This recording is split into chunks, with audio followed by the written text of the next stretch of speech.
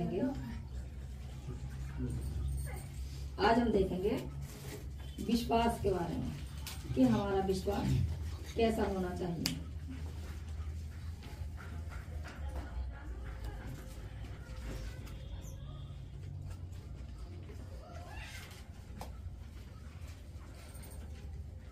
मेरे साथ निकालेंगे 8 अध्याय, लूका 8 अध्याय,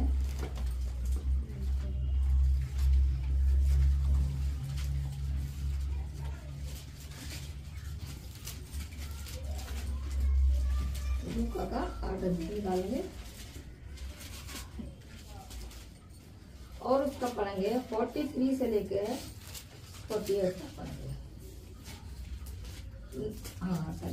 एक स्त्री ने जिसको 12 वर्ष से लहू बहने का रोग था और जो अपनी सारी जीविका वेदों के पीछे व्यय कर चुकी थी, तो भी किसी के हाथ से चंगी न हो सकी थी।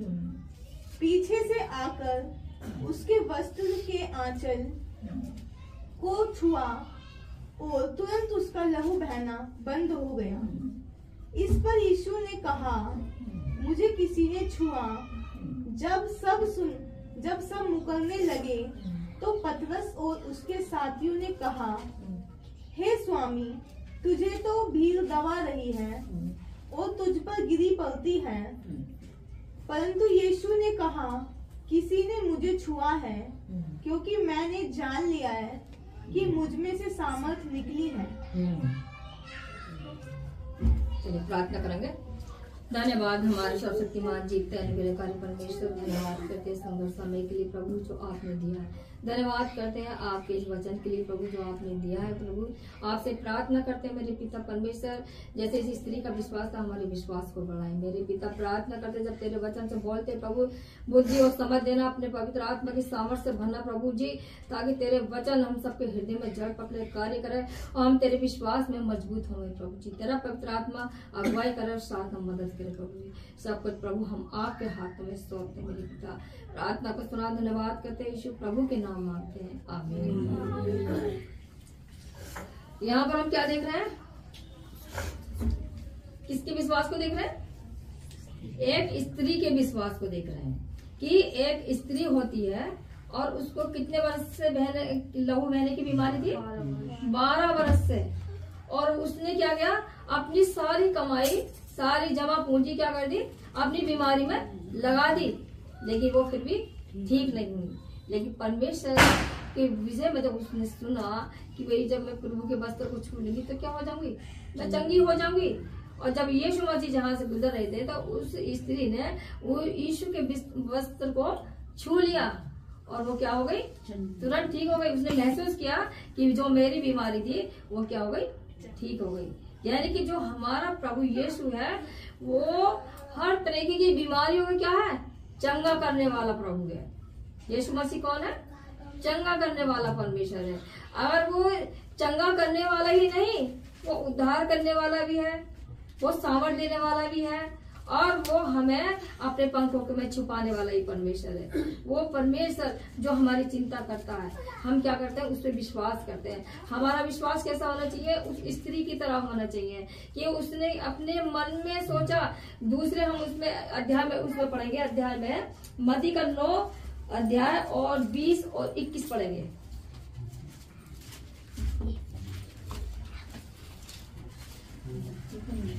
मत्ती का 9 अध्याय और 20 और 21 तक पढ़ेंगे।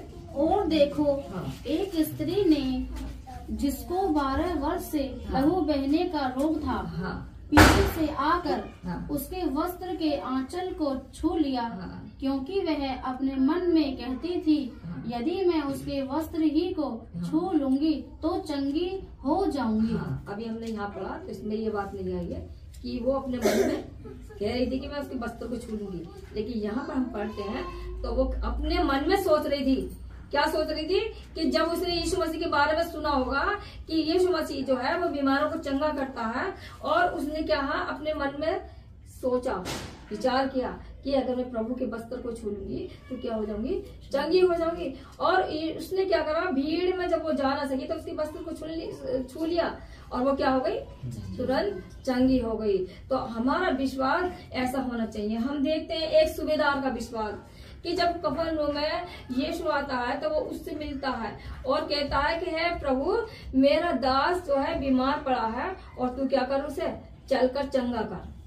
वो यीशु कहता है कि तू चल, मैं आता हूँ। जब वो अपने घर जाता है सूबेदार तो अपने सेवकों को भेजता है कि तू प्रभु से कह दे कि यहाँ आने का कष्ट न करे। क्यों? क्योंकि मैं इस लायक नहीं कि मैं उसको अपने घर में भी क्या बैठा सकूं। क्यों? हो सकता है क्योंकि वो सोचता वो इतना बड़ा प्रभु है, मैं कैसे उसे बिठा लूंगा। तो जब उसके सेवक लोग मार्ग में ही थे तो क्या हुआ, उसका सेवक उसने यीशु ने कहा जा, वो मतलब ठीक हो गया। जब उन्होंने देखा जाकर उसका सेवक क्या हो गया, वो चंगा हो गया। यानी कि वो जब मार्ग में ही था उसी वक्त वो क्या होगा, चंगा हो गया।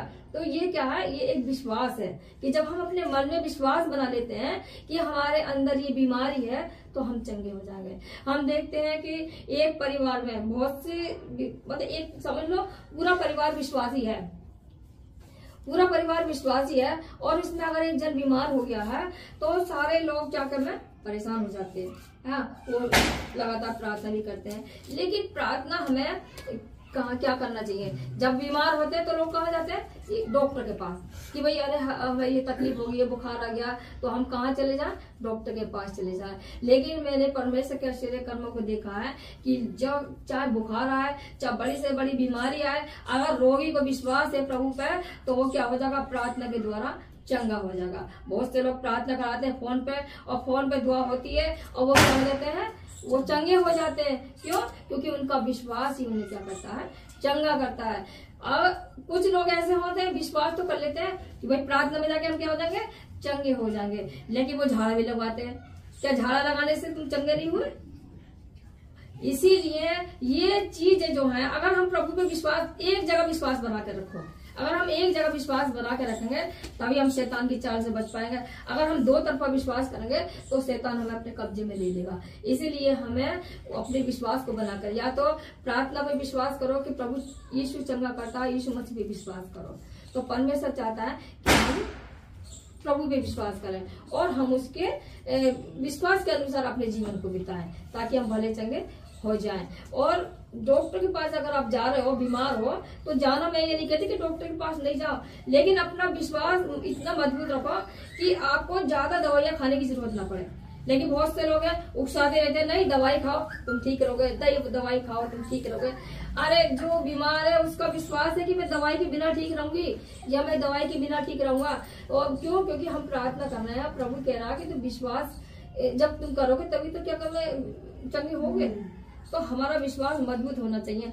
अगर बीमार रोगी का विश्वास है कि भाई मैं ऐसा चंगा हो जाऊंगा तो और लोगों को उन्हें सपोर्ट करनी चाहिए कि ठीक है भाई, हम भी आपके लिए प्रार्थना करेंगे कि प्रभु आप, परमेश्वर का वचन कहता है कि जैसा तेरा विश्वास वैसे तेरे लिए हो जाए। अगर मेरा विश्वास है कि मैं चंगी हो जाऊंगी प्रभु के नाम से तो क्या होगा, मैं चंगी हो जाऊंगी।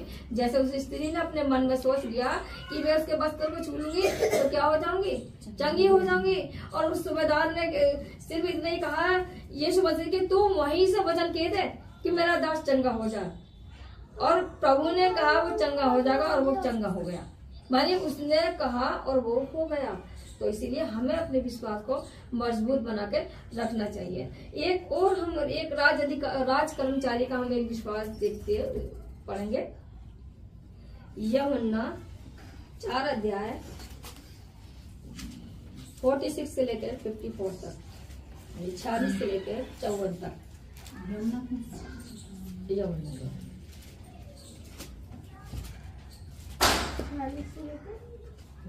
इसलिए जब ये सामरी उसके पास आए तो उससे विनती करने लगे। एक मिनट कहाँ से पढ़ लो? 4 का 40 नहीं, 4 का 46 से लेके 54 तक। तब वह फिर गलील के काना में आया जहाँ उसने पानी को दाखरस बनाया था। वहाँ राजा का एक कर्मचारी था जिसका पुत्र कफरनहूम में बीमार था। वह यह सुनकर कि यीशु यहूदियों से गलील में आ गया है, उसके पास गया और उससे विनती करने लगा कि चलकर मेरे पुत्र को चंगा कर दे, क्योंकि वह मरने पर था। यीशु ने उससे कहा, जब तक तुम चिन्ह और अद्भुत काम न देखोगे तब तक कदापि विश्वास न करोगे। राजा के कर्मचारी ने उससे कहा, हे प्रभु, मेरे बालक की मृत्यु होने से पहले चल। यीशु ने उससे कहा, जा, तेरा पुत्र जीवित है। उस मनुष्य ने यीशु की कही हुई बात की प्रति की और चला गया। वह मार्ग में ही था कि उसके दास ने उससे आ मिले और कहने लगे, तेरा लड़का जीवित है।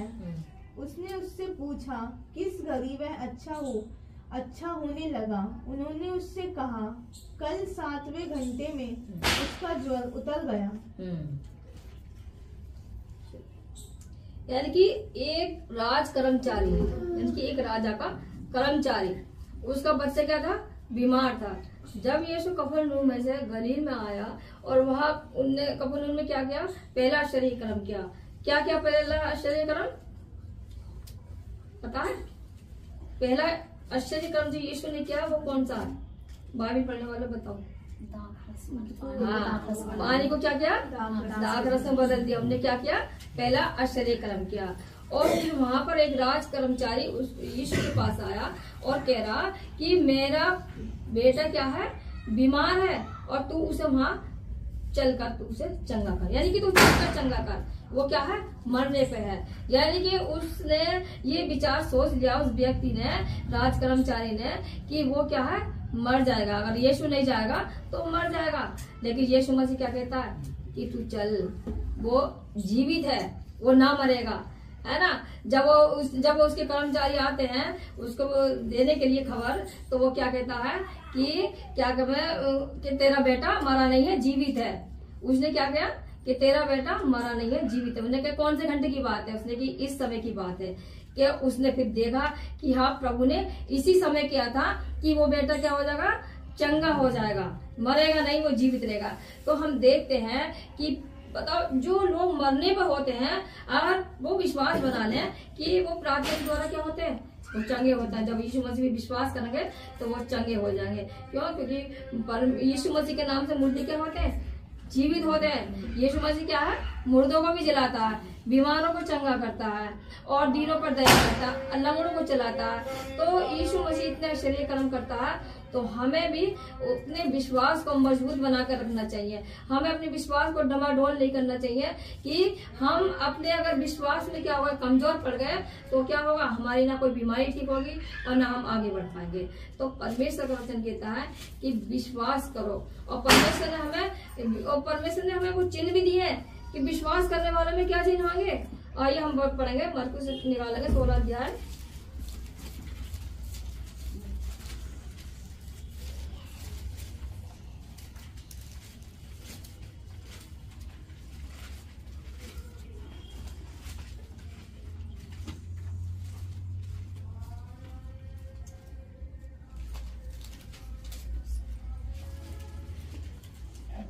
थोड़ा ध्यान निकालेंगे।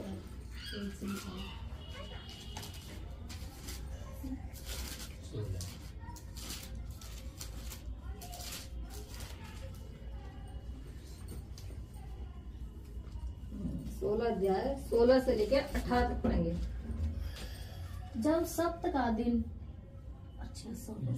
जो विश्वास करे हाँ, और बपतिस्मा ले हाँ, उसी का उद्धार होगा। हाँ, परंतु जो विश्वास न करेगा वह दोषी ठहराया जाएगा। विश्वास करने वालों में ये चिन्ह होंगे कि वे मेरे नाम से दुष्ट आत्माओं को निकालेंगे, नई नई भाषा बोलेंगे, सांपों को उठा लेंगे, और यदि वे प्राण नाशक वस्तु भी पी जाएं तो भी उनकी कुछ हानि न होगी। वे बीमारों पर हाथ रखेंगे और वे चंगे हो जाएंगे। हाँ, यीशु मसीह के नाम से कितने आश्चर्य कर्म दिखाए अब इसमें कि वो बीमारों पर हाथ रखेंगे, वो क्या हो जाएंगे? चंगे हो जाएंगे। अगर उनके अंदर दुष्ट आत्मा भी होगी, वो भी निकल के क्या होगी? बाहर भाग जाएगी। हा? अगर कहीं प्रचार हो रहा हो, किसी के अंदर दुष्ट आत्मा हो, तो वहीं गिर पड़ेगी। पिछली बार हमने देखा ना, जब वचन हो रहा था, बेटा शेयर कर रहा था, तो क्या हुआ? वचन शुरू होते के थोड़ी देर बाद ही वो दुष्ट आत्मा ने अपना काम करना शुरू कर दिया। लेकिन जहाँ परमेश्वर की उपस्थिति होती है, वहाँ दुष्ट आत्मा ठहर नहीं सकती, नाकाम हो जाती है। वो तड़पने लगती है कि मैं कैसे यहाँ से निकल के भागूं। तो इसीलिए परमेश्वर पे जब भरोसा रखोगे तो ना तो कोई दुष्ट आत्मा छूएगी, ना कोई बीमारी आपको छूएगी। और उसने कहा है कि तुम प्राण नाशक वस्तु भी पी जाओ, तब भी तुम्हें कुछ हानि ना होगी। हम देखते हैं बहुत से लोगों ने ऐसी प्राणनाशक वस्तुएं पी ली है। अभी पिछले दिनों एक बहन ने प्राणनाशक वस्तु पी ली और उसके पति का फोन आया कि आप प्रार्थना करो। और उसने ऐसे कर लिया मेरी पत्नी ने, और उसके लिए प्रार्थना करी और वो भली चली गई। कुछ लोग क्या होते हैं, जब नाशक वस्तु पी लेते हैं मर जाते हैं, लेकिन हमारा यीशु मसीह क्या करता है? प्राणों को बचाता है। कब बचाता है? जब हम विश्वास करते हैं। उसके पति का विश्वास था कि हम क्या करें, अगर प्रार्थना करेंगे, प्रार्थना इसके लिए हो जाएगी तो ये बच जाएगी। अगर वो प्रार्थना नहीं कराता, ये विश्वास नहीं होता, तो वो नहीं बचती। क्यों? क्योंकि उसने ऐसी वस्तु पी ली थी। तो इसीलिए हमें अपने विश्वास में क्या होना चाहिए? मजबूत होना चाहिए। अगर हम विश्वास में मजबूत हैं तो ना तो कोई हमें अंधकार छुएगा और ना कोई हमें क्या कभी बीमारी छुएगी। क्यों?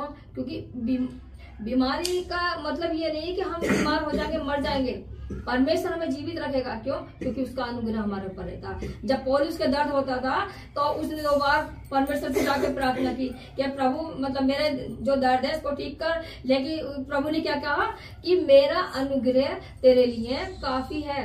यानी कि प्रभु ने हमें अनुग्रह कर दिया है। हम अच्छे भले चंगे घूम रहे हैं, काम कर रहे हैं, सब कुछ कर रहे हैं, तो हमें दवाइयां खाने की जरूरत नहीं है।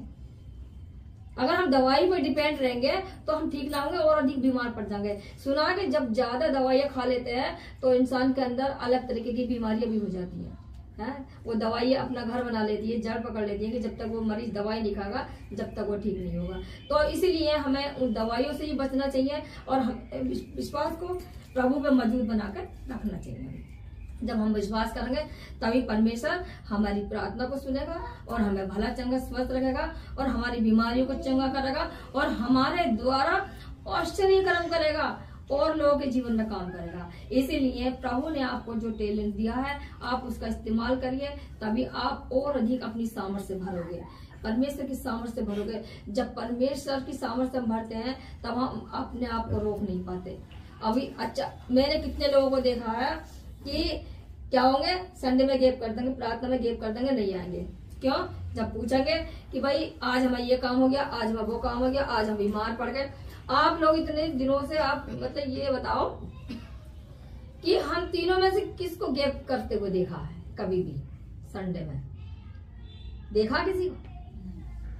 नहीं। क्या हम बीमार नहीं पड़ते? क्या हमें किसी चीज का दुख नहीं होता? लेकिन फिर भी हम किसी भी हाल में हो, लेकिन परमेश्वर हमें वो ताकत देता है, वो अनुग्रह करता है कि हम उसके काम को करें, है ना। तो इसीलिए हमें भी अपना विश्वास मजबूत बनाकर रखना है कि हम उसके काम को करें और हम उससे प्रार्थना करें कि प्रभु तू हमें भी ऐसी सामर्थ्य दे, हमें भी ऐसी बुद्धि दे कि हम तेरे योग्य बने। और परमेश्वर कहता है कि परमेश्वर के योग्य फल लाने वाले बनो। हम कैसे फल लाएंगे? क्या है फल?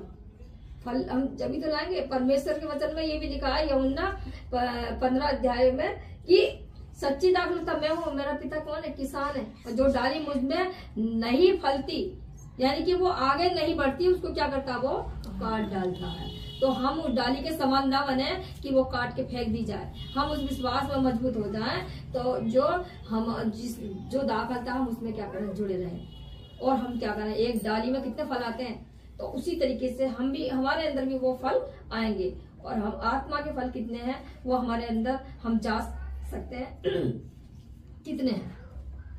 तो मेरा कहना यही है कि परमेश्वर के विश्वास में मजबूत हो, प्रार्थना में मजबूत हो, वचन में मजबूत हो, संगति में मजबूत हो। हर बात में जो प्रभु ने हमें सिखाई है और जो हमें परमेश्वर ने दी है, हम उसमें मजबूत होते जाए। प्रभु अपने वचन पर आशीष दे, आप सबको आशीष